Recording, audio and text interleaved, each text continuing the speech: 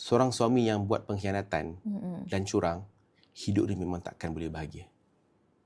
Saya tak pernah jumpa orang yang buat khianat pada isteri, hidup dia makin bahagia dan makin hampir dengan Allah.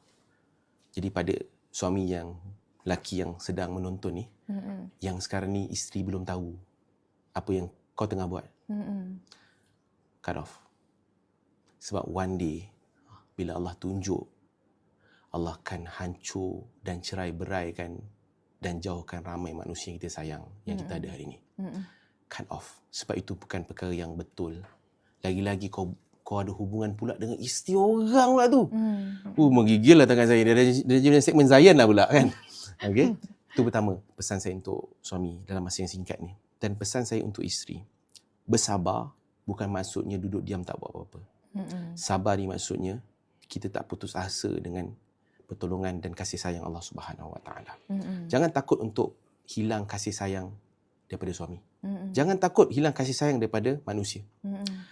As long as kita buat benda baik, buat benda betul. Sebab kasih sayang ni bukan suami yang bagi, tapi Allah yang bagi.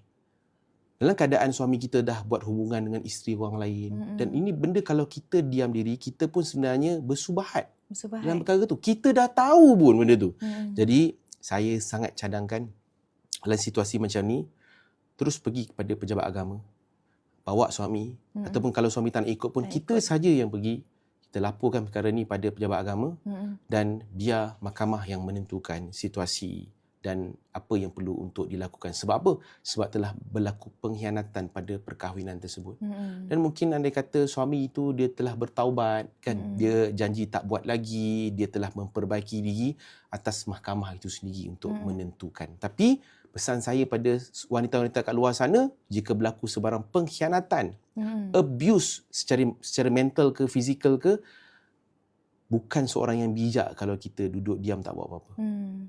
Buat tindakan, laporkan di tempat yang betul. Betul. Dan itu bukan tanda kita tak sabar. Itu tanda sebabkan kita sabarlah, kita buat tindakan tersebut. Sebab dalam maqasid syariah, salah satunya adalah kita memelihara maruah diri. Dan itu adalah kewajipan yang Allah telah letakkan pada setiap orang yang mukallaf, orang yang berakal.